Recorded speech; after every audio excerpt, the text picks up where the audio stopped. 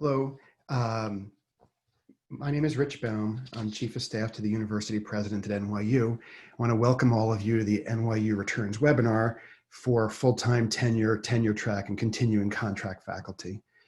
Before we start, just want to note that closed captioning is available for this session. I just want to call out the people who are joining us today that you'll see on your screen. With us are Carlo Ciotoli. He's the Associate Vice President of NYU Student Health and the Executive Director of the Student Health Center. Gigi Dopico, Vice Provost for Undergraduate Academic Affairs and for the Humanities. Cybele Raver, Deputy Provost. Clay Shirky, Vice Provost for Educational Technologies, and thanks to all of you for joining us. I just want to remind our viewers of the format. We're going to start the presentation we're going to start with a short presentation just to set kind of a baseline of some information that I think will be useful for everybody going through this session. Then we're going to have questions that have been submitted by all of you up until now. And then also there's the opportunity to ask questions during the session that will be fed to us. If you have a question, click the Q&A button. Just to remind you, we'll only be answering questions about returning to work for full-time faculty today. So if someone asks a question that really belongs in a future webinar session, we'll pass that along to those panelists. So I'm going to start, as I said, with a short presentation. I think it'll take like 4 or 5 minutes, and then we'll go to the questioning. Now, I should mention also this will be this whole session will be posted on the NYU Returns website for future reference. So just to explain my role here, I'm one of the people coordinating the returns effort along with all the others on the screen. As I said, want to just share some basic information. So let's go to the first slide, please, or the next slide. So, you know, we all read so much in the newspaper, in various sources, various outlets, about how this situation should be handled, what institutions should do, what we should do individually. I'd just like to start with this slide just to explain 3 of the main outlets we look to. Doesn't mean nothing else matters, but these are the 3, I'd call primary sources. One is the most famous, I suppose, is the center one, the CDC. Which obviously isn't the CDC of a few years ago or prior generations, but it's still the source of guidance, professional guidance that ripples through our society. A while ago, as you know, the issue of masks, that was where the real pivot from contact issues, physical contact issues to masks took place. And they also released guidance for higher education that as I said, had an effect throughout our society and through higher ed.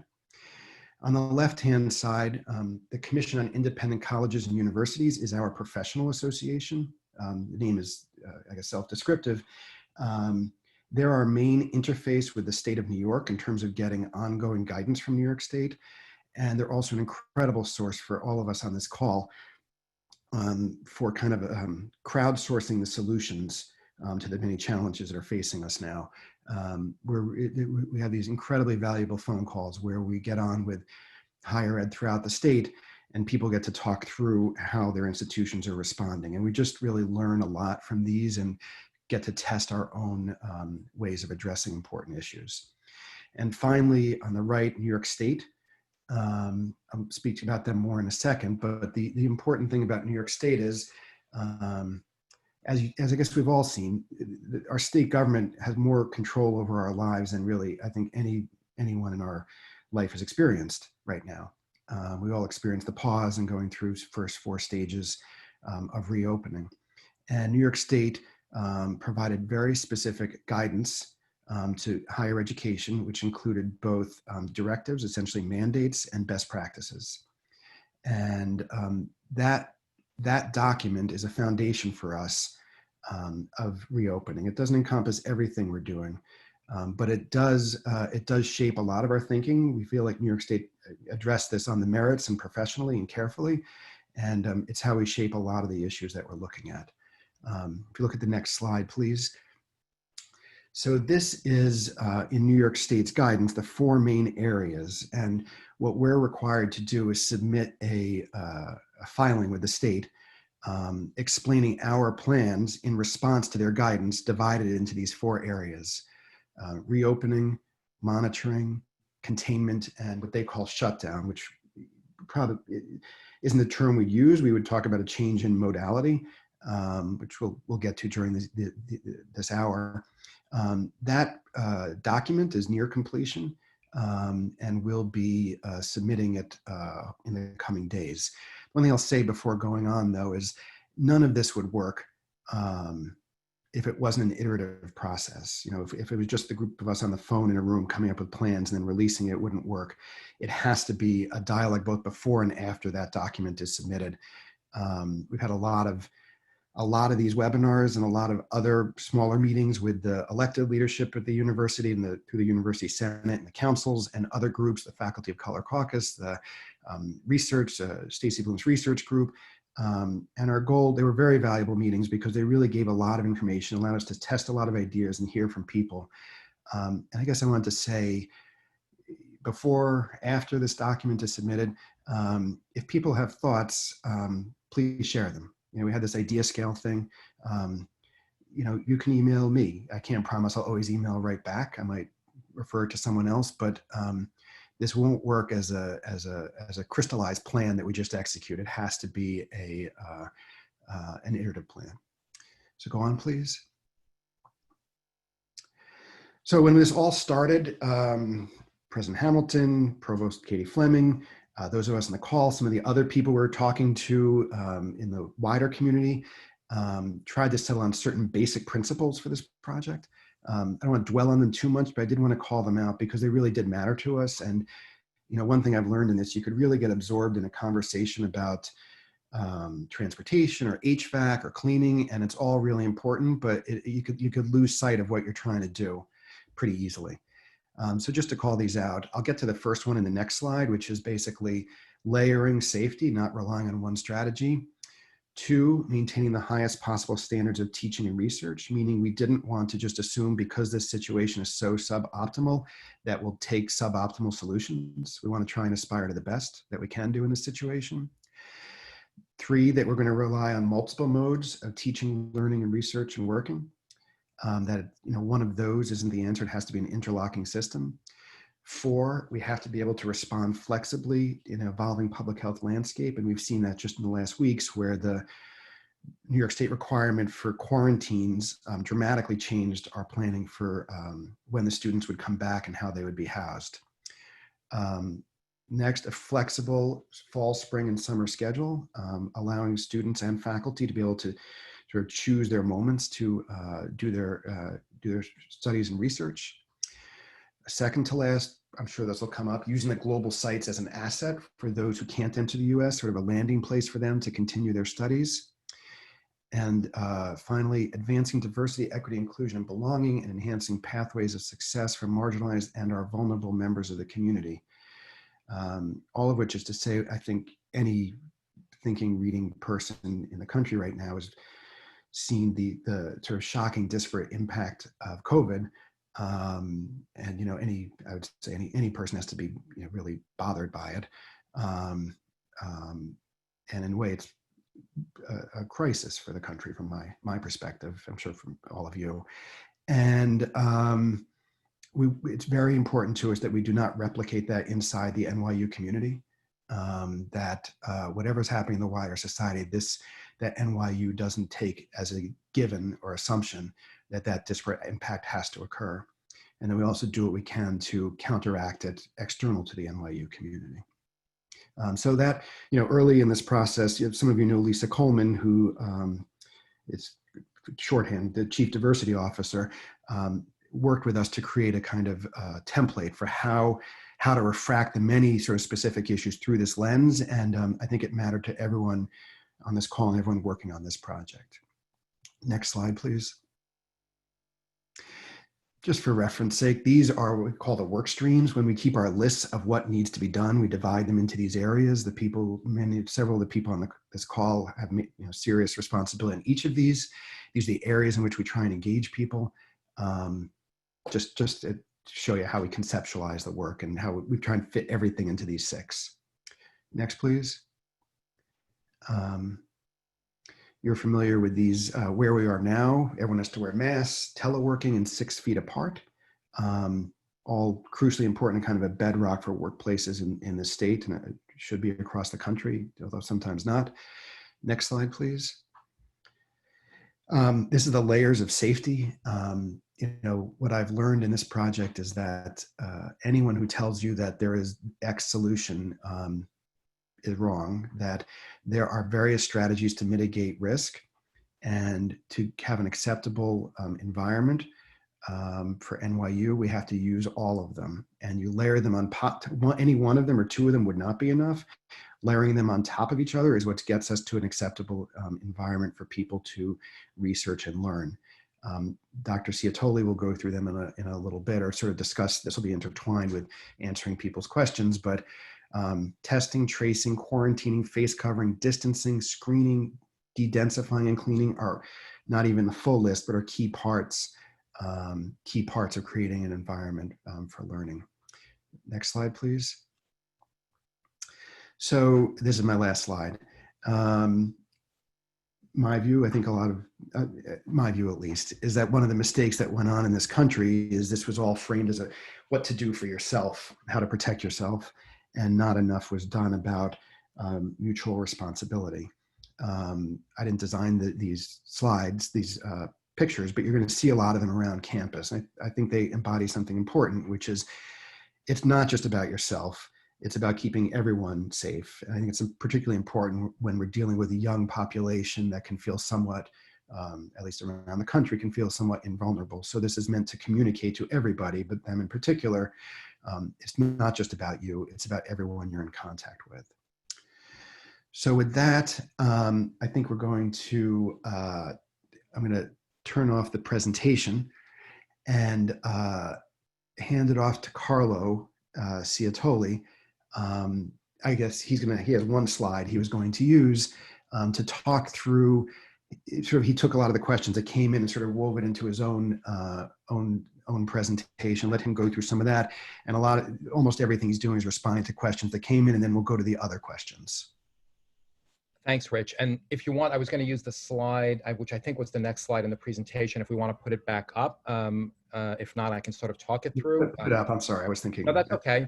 And really, the first issue I was just going to say came on the heels of the last slide that Rich showed, was around the communications campaign to really reinforce those behaviors and those public health best practices that we know for the past 6 months, or past at least 4 or 5 months, have worked in New York State.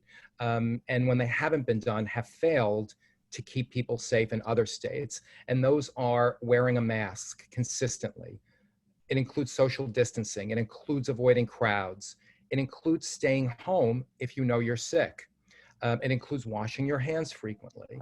And those were really the interventions we had available to us back in March and April, when New York was the epicenter of the outbreak in the US, and what allowed us to get to where we are today, one of a handful of states with very low rates of transmission and disease prevalence, and being able to maintain those low levels of disease.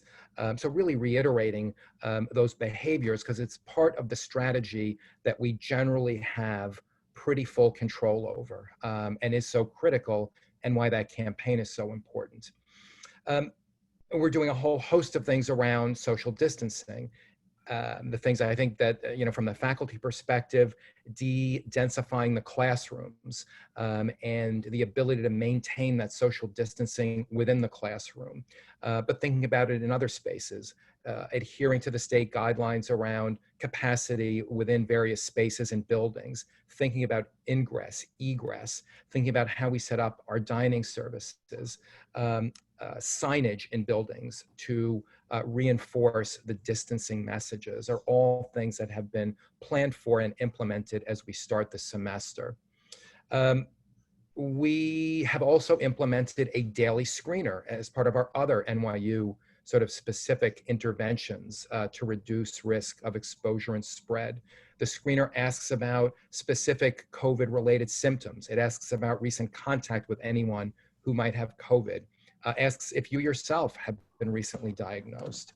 And one question that came up that's a very legitimate question that was pre-submitted that I'll quickly address is, we know that the symptoms of COVID overlap with a whole host of other disease entities. Some are non-contagious, mild, and we have a process in place where if that is the case, any individual can reach out if they fail the screener because of it. So the short answer is you answer the screener honestly. If you fail it, someone from our COVID prevention and response team will engage and assess with you that your symptoms legitimately are from something else. We'll ask for documentation of that and create a process by which that would not be a daily impediment to your access to buildings.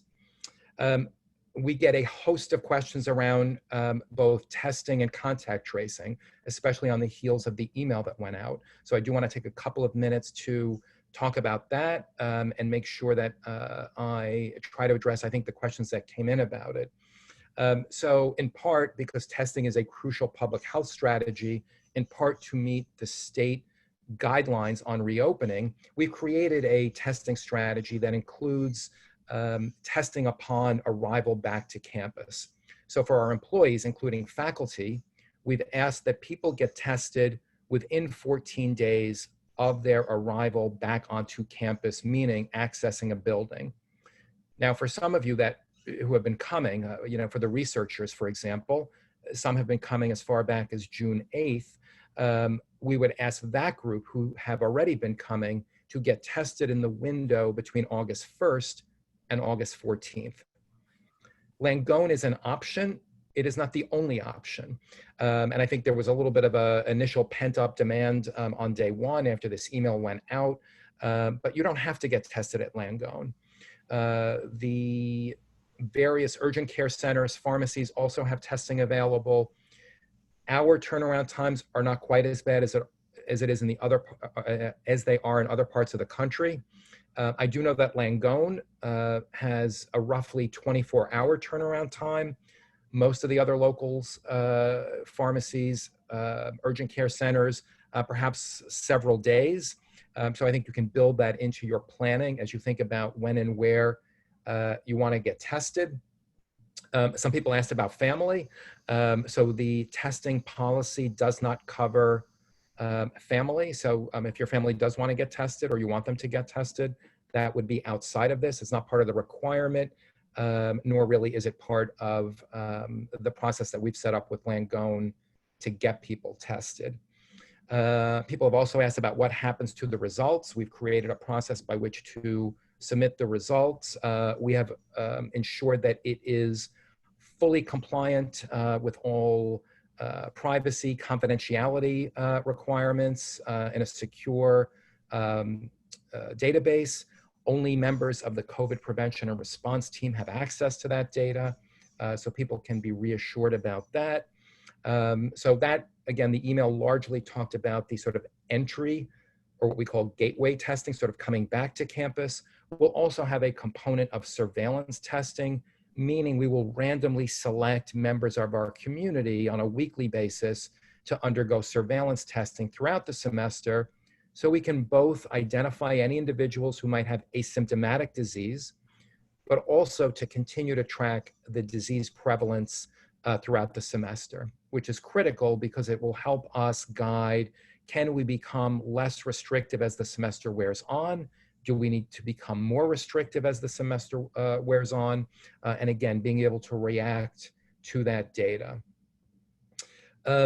When we find someone who's positive, actually, the first step is to get them isolated so that they are no longer out in the community. So again, rapid identification and isolation of anyone who is sick, and then contact tracing. And we will have our own internal team at NYU to support and work really in collaboration with the city's contact tracing efforts.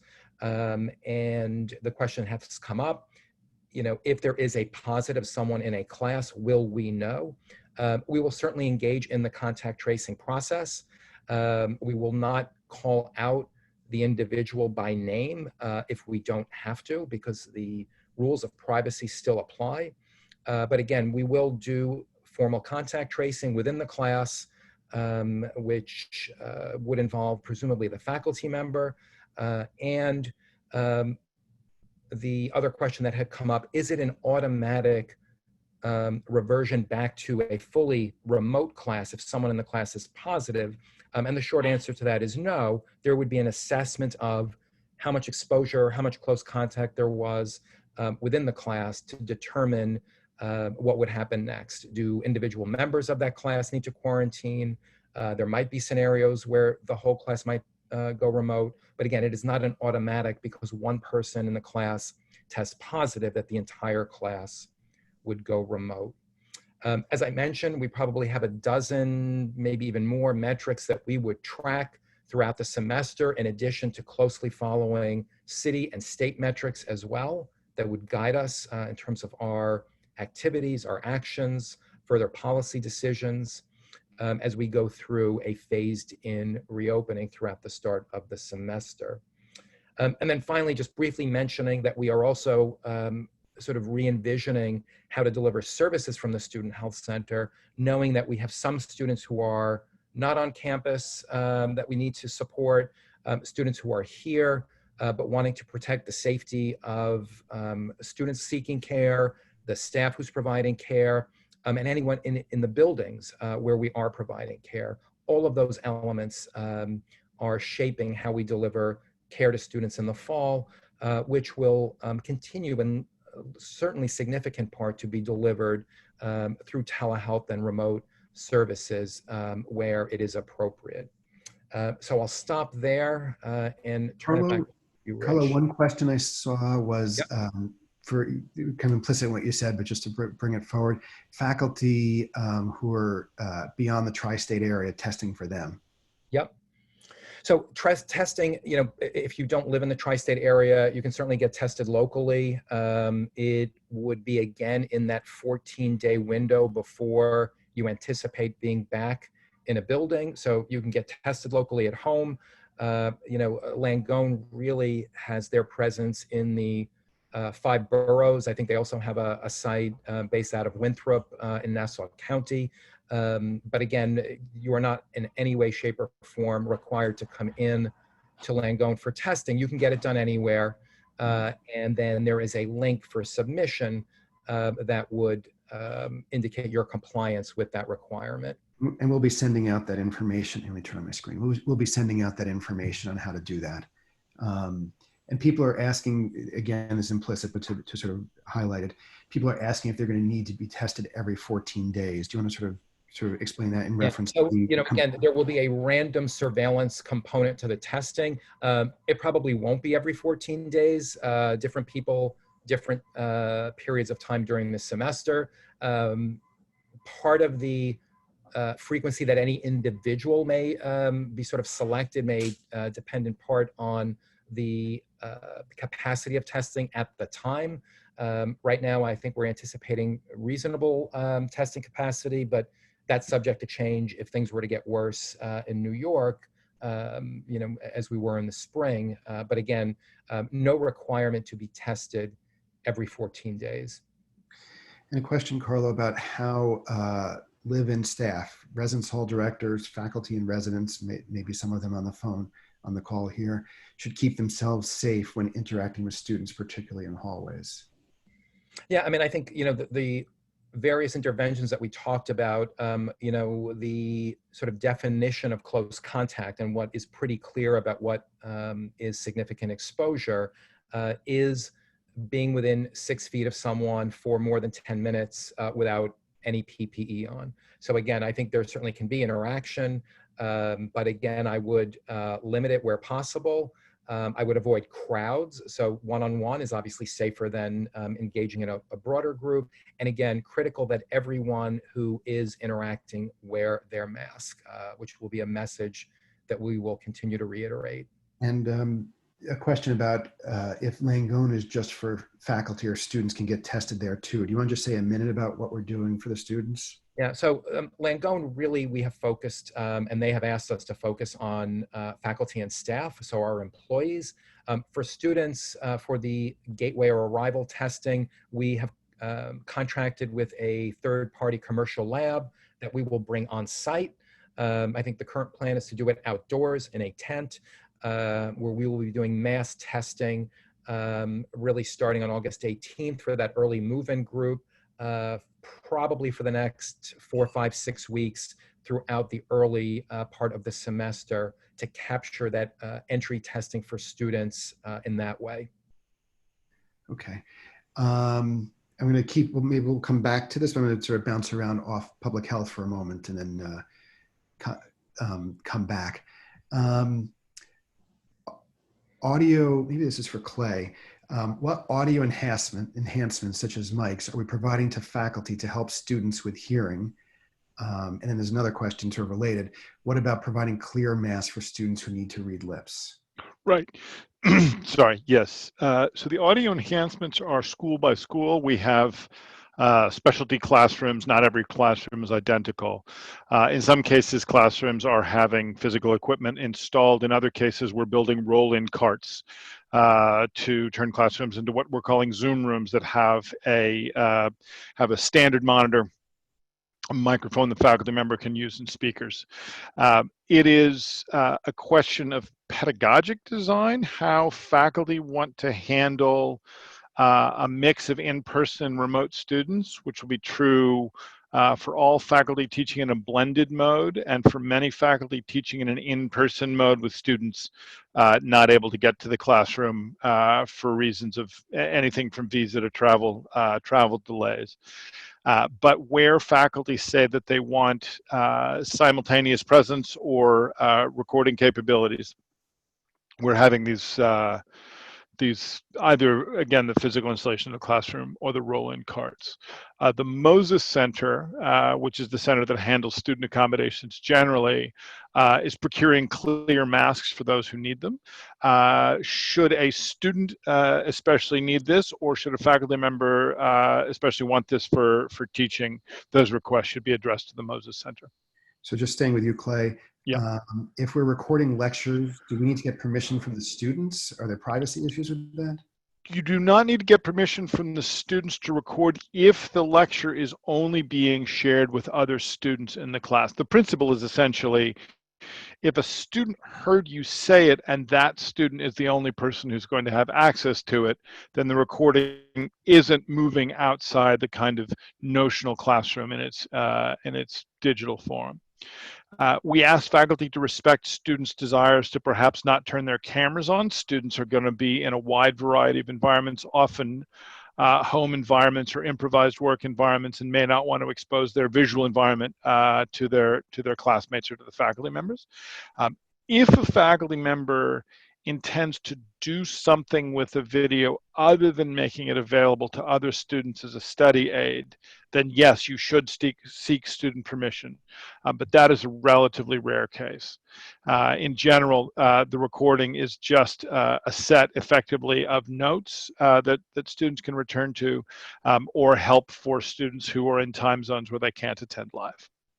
And again, just grouping your Mm-hmm. issue by faculty who need help or resources to purchase the equipment that to deliver high quality. Right. If faculty members are teaching from home or teaching in an environment where they don't have the equipment necessary, either because there's something special about your type of class or a special pedagogic method in your school, or just because you're in an environment that wasn't set up for teaching.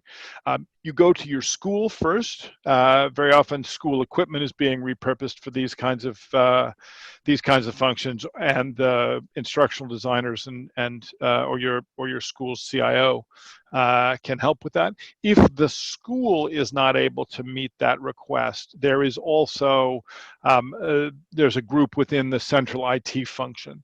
But the people who should reach out to IT if there's additional equipment needed should be through your school, rather than making each faculty member sort of go directly to IT with their requests. And the last one in this grouping, Clay or I could answer. People want to know what about students who need similar help purchasing or getting the equipment they need. IT, when we all dispersed in the spring, there were a number of students who we helped get the equipment they need, and that service is still available, and it's on the website. And we'll be highlighting it, that there won't be students who won't lack for, no student will lack the computer outlet that they need. Internet connectivity can be harder, but we work with them on hotspots and other providers as well. Is that fair? Right. That's absolutely fair. In fact, we took what was an ad hoc response in March and have turned it into the COVID-19 relief grant, which is precisely for this set of functions. The one thing I will say to faculty is, just as in the spring where we had a worry about high stakes proctor exams online at the end of the semester, because remote students are very often in a place where their internet connectivity is neither very high speed or necessarily completely stable. Putting a large percentage of someone's grade on a 90-minute period in which the internet works perfectly is both high stress and high risk. So while we will be working with students, as Rich says, on computing equipment, making sure they have connectivity, we cannot generate the same kind of high bandwidth, low latency connectivity worldwide that we generate on our campuses. So we would ask faculty to think through how the assessments are going, and not to create too many short-term, high-stakes proctored experiences, because that is the bandwidth problem is one of the few things that we can mitigate but not completely solve. And I just want to draw attention to the chat. We were trying to post relevant links, for example, the link to what Clay was just describing. Just switching for a moment, question about Thanksgiving and return after Thanksgiving. Cybele, are you on? Do you want to take that? Sure. So, we are poised essentially to handle ramping back down if suddenly prevalence rates rise rapidly. And that would include if in the fall we saw that there was a need and the state indicated to us that we had to move everybody back onto remote instruction. Right now, the plan is to stick with the schedule as the schedule is currently posted, and to continue to have instruction in the frame that we currently have it outlined. But we actually really want all faculty to just be really, really prepared to pivot, essentially, and to be flexible in thinking about those latter modules of their semester. So, if there's a way to place more of the grade and assignment effort in the middle of the semester and not load it all to the end of the semester, for example, just from a pedagogical perspective, that might make sense given that we can't predict where we will be in the middle of November. I don't know if that answers sufficiently, but Clay or Gigi might want to add. Essentially, just know that we're sticking to the calendar as is, but be prepared to be flexible and to structure your pedagogical effort and your assignment and grading effort to be able to reflect that flexibility. Clay, one more for you. I don't even know, lavalier mics. Lavalier mics. Yes. So some of the environments, some of the change in environments will include lavalier mics. Some will include standing mics. Partly just as a function of the massive run on electronics and NYU scale, there is no one technical solution that we can provision for all faculty in all classrooms. If you have special reason as a faculty member to believe a lavalier mic is essential to your way of teaching, you need to be mobile for some reason, what have you, then again, that's a request that goes into your school. Let them know this is a need I have for my classroom, for my teaching style. And again, if the school can't provision a lavalier mic based on existing stock, they will contact IT. But there is not a one-size-fits-all solution, partly because NYU has so many various ways of teaching in so many classrooms, and partly because there's just no supply for anything we would need at NYU scale. I think I'll start the next one, and then anyone else can pitch in. There's a question about ensuring compliance, how we know that students, faculty, and staff will follow the rules. I'll focus on students for a second, just because I think that's really where this question is going right now. just looking at it. So we divide this into two areas. One is norm setting, and the other one is compliance. So norm setting is making everyone feel like they need to and want to follow the rules. And all the public health guidance is this is how it actually happens, or what really makes the biggest difference. I'll put it that way. You can't have a cop on every corner. We don't want a cop on every corner. And we need people to feel like this is what they need to do. And I just showed you those pictures at the end of the presentation, but there will be a major comprehensive communications campaign directed at everyone in the community. I'd say particularly the students, through social media, through email, through pictures they see around them, those things like those posters. A lot of contact to explain the rules and make clear that they are rules that need to be followed. And that means both saying, we want you to do it to keep each other safe, and making clear to them that we're serious. These aren't suggestions, and that violations will be taken quite seriously, and there really won't be give for intentional violations. Beyond the communications, we're also creating kind of a core of students. We call them public health ambassadors, probably through student affairs, whose job will be to be in public places with masks, with information, with brochures, sort of just be available and clearly marked as peers pressing them to follow and suggesting strongly that they follow the rules. Beyond that, on the area of compliance, which is obviously the more directive, and the particular question I'm looking at, I was asking about classroom, hallway, that kind of thing. Whatever it is, you see a problem in your class, in the hallway, on campus, there are a few routes. One is you can contact the dean of students in your school with the student name, and they will follow up and bring it to the Office of Student Conduct. NYU Connect, the student success platform that is available to everybody on this call. You can flag a student for a disciplinary problem, explain it, and it will go immediately to the Office of Student Conduct that will reach out basically immediately to the student and bring them in. And you can call the Office of Student Conduct yourself. Having said all that, our goal is not to make the faculty the enforcers. You can use your judgment about what is appropriate. You can simply take a name and refer it. There's also going to be student affairs professionals on call, basically during all the business hours in the main centers of the university, meaning Brooklyn, the Washington Square Core, and the Health Corridor. It'll be a person who can be reached and materialize quickly, I'd say, not immediately, but quickly, to de-escalate a complicated situation. So, a lot of this has to depend on your how you want to handle these situations, but at minimum, it can be referred to people who will both deal with enforcement and de-escalation, and there'll be professionals on hand to do both. There was a question also about the external NYU world, meaning particularly bars, that sort of thing in the wider community. They obviously are not NYU; those are bars. The state of New York, it's important to us, and we're monitoring this and staying in contact with the state, has been very rigorous on enforcement about bars recently. They're closing down a lot of bars. They're taking away liquor licenses. We are wholly supportive of that. And, if people spot problems, let us know and we'll pass it on to the state. And I think the state's taking it appropriately seriously. I'm just going to give another question. I think this is for Cybele probably, let me start with Cybele. What criteria are used to determine whether a course is offered in person, blended, or remote?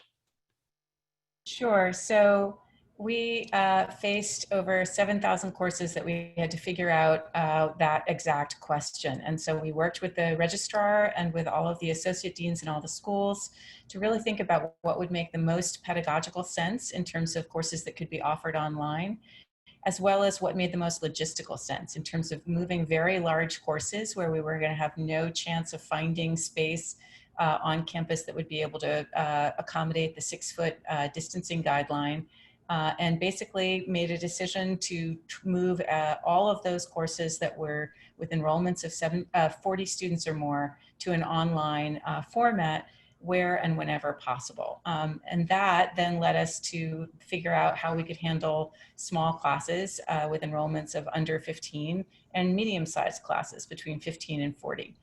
These were based on some national guidelines and discussions going on about just trying to de-densify classrooms, but also some very pragmatic logistical issues about the limited number of classrooms that we have that could accommodate people in them with those guidelines. So that was really the distinction that the sort of guidelines that we used. And obviously it was really very much driven and continues to be driven by what makes pedagogical sense for programs of study, all of which are filed with the state, with New York State as part of our accreditation, and where we have to actually really abide by those programs of study and make sure that students can complete those programs of study, getting that coursework completed in time and on schedule.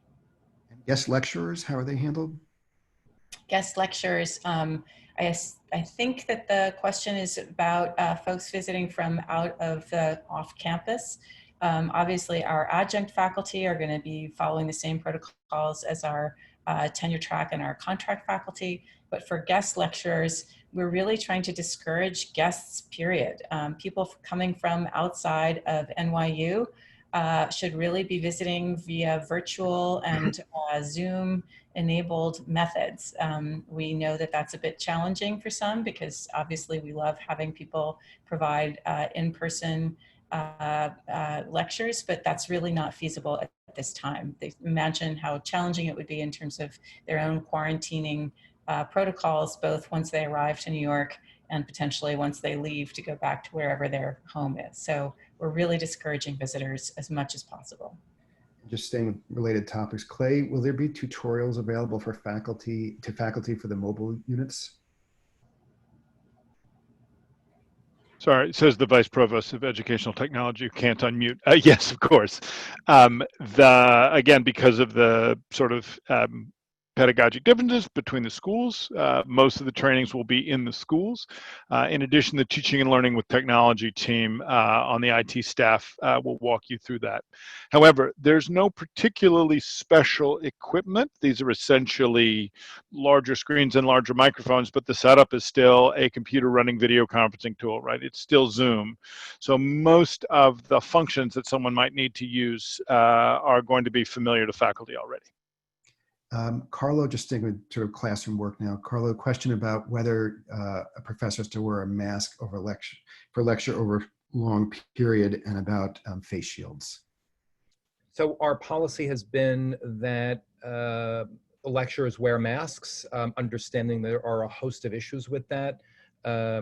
We have also made a policy decision that a face shield is not a replacement or an alternative unless there's a specific accommodation that needs to be made, and the faculty member goes through that accommodation process to see whether or not they don't have to wear a mask and can wear something else in its place. Okay, I think Gigi or Clay, the issue is about for students who can't attend. How are we dealing with students who can't attend? Are we going to have recordings always available? What are we expecting to do? So we can't. The students who are not attending, there's no one mode that we're forcing everyone into. Some faculty are developing asynchronous materials for those students in the manner of a flipped classroom. A faculty member who has a single remote student can treat them differently than a faculty half of whose class is remote. What we're recommending is that the further away in time zones remote students are, the more asynchronous materials like classroom recordings are offered. Whereas if you have students who are much closer, you can rely more on those students' live participation. But obviously, if a student is in China or South Korea, 12 or 13 hours inside out from New York time, they would not be able to attend afternoon classes regularly in any live fashion. So we're encouraging recordings, we're enabling recordings where time zone issues intervene. But there are a variety of ways that faculty can distribute classroom materials, lectures, assignments, and so on. And faculty can pick those methods, again, in typically in conversation with the instructional designers in the schools. And again, questions, if schools have questions, then obviously you can come to Central as well. Let me also say, just while we're here, there is an alias VP_EdTech at nyu.edu, which comes to myself and Ben Maddox, who's my opposite number within IT. And if there are questions that you can't get an answer from in your school and don't know where to ask, you can always write to us. Sure. And let me chime in on the curricular side of that. I think part of the question is, does NYU imagine faculty teaching multiple iterations of the same class for differently located students? No, we don't. So students have been advised by their school advisors and departmental advisors that if they're planning on attending remotely for the full semester, that they should really seek to register for classes that are offered online rather than in person or blended classes. It won't be the case that they will always be able to. There might be a requirement, but even large multi-section classes that are offered in person, there are a number of carved out classes that are being offered online. And the other part to add here is a feature that will be added to NYU classes for blended classes that will not only allow faculty, if the blended class is on a rotational model, will not only allow faculty to randomly split the class into 2 groups or 3 groups, whatever the rotational model is, but will also allow the faculty member to say, put all the students who are attending remotely into one section, or divide them up evenly, which will also help with the management of students who are attending remotely. As I guess a final note, I would just remind us all that, and our faculty have been so amazing through all of this, but that it's going to be a semester that's going to require tremendous flexibility. Throughout the semester, students are going to need to quarantine. And so even students who are in person or attending a blended class will need to attend remotely from time to time. So just a reminder about that. A question about, will libraries be open and can we send students there for resources? The answer is yes. It'll be different. The books will be brought to them, but the library is open and people can be sent there as part of their studies. And there was a question about whether students can join by Zoom if they have health concerns. I think that's implicit in Gigi's answer. The answer is yes. Correct, Gigi? Absolutely. Yeah, they if they are planning on being remote all semester, again, they've been advised to look for online classes, and they've also been advised to let their faculty members know if that's the case, if they are in an in-person or blended class. And to the one question ago, I think we just posted a link about how the libraries are going to be operating. How will faculty know? I'm going to read this. I'm not sure. I guess to Gigi. How will faculty know what students are taking a course remotely if the course is blended or in person? I guess they mean who's attending. So that will appear on Albert sometime within the next week. All students will be queried on Albert about whether they will be attending, whether they'll be on campus in the fall or whether they will plan to attend remotely. And that will subsequently appear on faculty members' Albert class roster view. Okay. Just moving more to sort of, I don't know what to call it, facility. Will also show up on NYU classes, I should have added. Can faculty teach in, Carlo, I think this is you. Can faculty teach in clear masks? We have a somewhat limited supply of the clear masks, the part that's clear over the mouth. And I think we've been holding those for some of the accommodations. So while it's still an option, we're not routinely distributing those because they are apparently in significantly tighter supply than the routine face masks and face coverings. So those have generally been only where there's a specific accommodation need for those type of masks. And just totally out of order, someone asked, I'm not even supposed to look at this part, but someone asked if the state has to approve our plan when we submit it. The answer is no, we just have to submit a plan and adhere to it. Question, maybe I'll start, then pass off to Carlo, about maintenance. Is there a schedule for bathrooms, sitting areas, libraries for maintenance? The answer is yes. There'll be a dramatically increased and visible re-cleaning during the days. Elevator buttons, banisters, bathroom, refreshes in the bathrooms, and documented in most of the spaces in terms of when that was done. I think that's probably the answer on that. HVAC and air circulation, you want to talk about that, Carlo? Sure. We've done a fair amount. Linda Chiarelli from facilities and myself have had a fair number of conversations. I think the concern around ventilation relates to concern around airborne transmission. And I think, the discussion has always been around what people call the 3 Vs, venue having people indoors, crowded, ventilation, poorly ventilated spaces, and then quote unquote vocalization, people who are shouting, singing. So we're trying to mitigate each of those. And Linda has been clear that they are maximizing ventilation in the rooms, recirculating fresh air to the extent that they can. Obviously, in terms of the venue, we have de-densified the classrooms.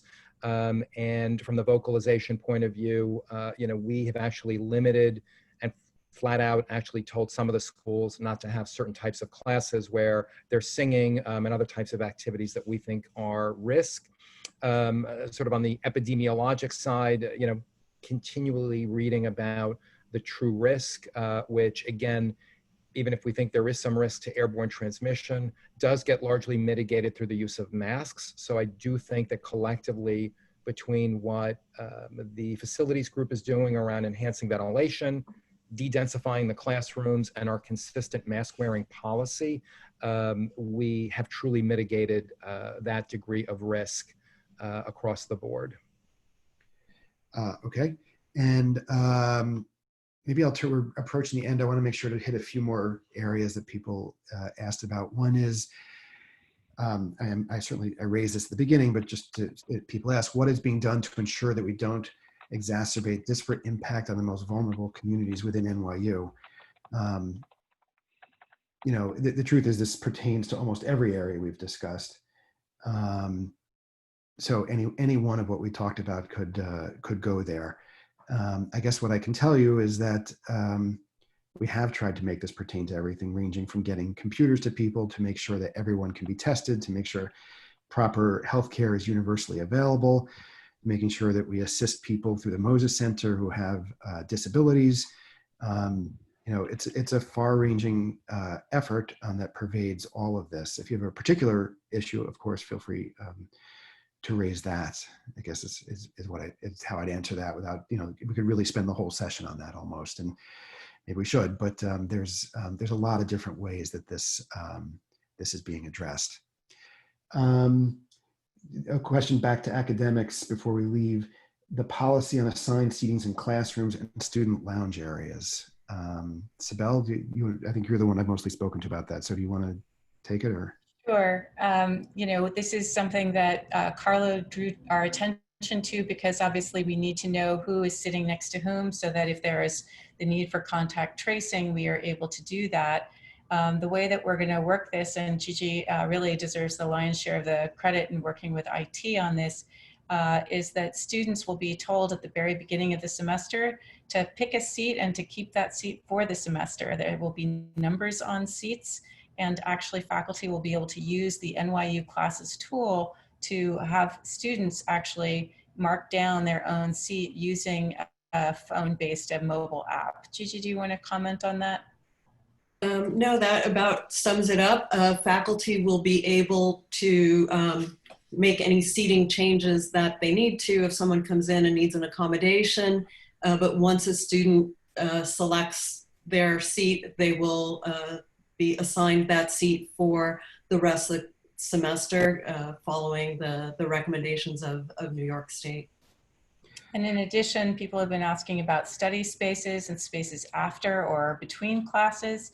We've done a tremendous amount of the heavy lift to try to identify outdoor spaces and other lounge spaces that could be essentially reserved using another very different app called 25 Live that has been used extensively and that we feel good confidence in terms of being able to essentially reserve a spot in various locations to be able to sit and complete either prep for the next class or a Zoom class if the next class is online, or just to have some downtime between classes. Obviously, there will be rush hour times, but because we've worked so hard to de-densify the campus classroom by classroom, course by course, we anticipate that we will actually see lower foot traffic, and that we are going to try really hard to manage that foot traffic in the ways that we have been outlining just in terms of signage, et cetera. I don't know if Rich or Carlo, Yeah. you want to add to that, but that's. Yeah, I think that you'll see a lot of, without going into too much detail here for the time we have, a lot of changes in the hallways and the elevators and the stairs around campus in terms of directing flow, de-densifying, preventing bottlenecks. This is the last question I have here. I'll put it this way, for purposes of the time we have, it's definitely at top of the list, and something that a lot of attention is being focused on is how to make sure the flow of students doesn't create unnecessary crowding. So before, I have a few sort of announcements at the end. Do any of my colleagues on the screen there want to say anything or feel like missed anything, announce their own announcements? Okay. So I want to thank each of you for joining. I want to thank everyone who logged on to participate in this. As I said at the beginning, that this only works with a kind of conversational, iterative aspect because there's so many moving parts. Feel free to follow up with any of us. I hope I could speak for everyone here that we're all welcome your emails and thoughts. This webinar will be posted on the NYU Returns website. So anyone else, you could watch it again if you want, or anyone who missed it could see it. Also, if you go to that site, there are several other webinars there on specific areas, and you can go look at those. That site is actually a really well-designed site. I'll give you updates on what's going on. We've answered a lot of the questions here, but we'll try to reach back out to you with questions that weren't raised here, and give you the best answer we can via email in the future. And I think that's it. Just thank you for being here, and thanks for everything you're doing. I think we're all very conscious of how incredibly stressful and difficult this is, and it's really impressive to see the ways in which all of the faculty and just everyone has really risen to the occasions, doing everything they can to continue the university's mission. So thank you.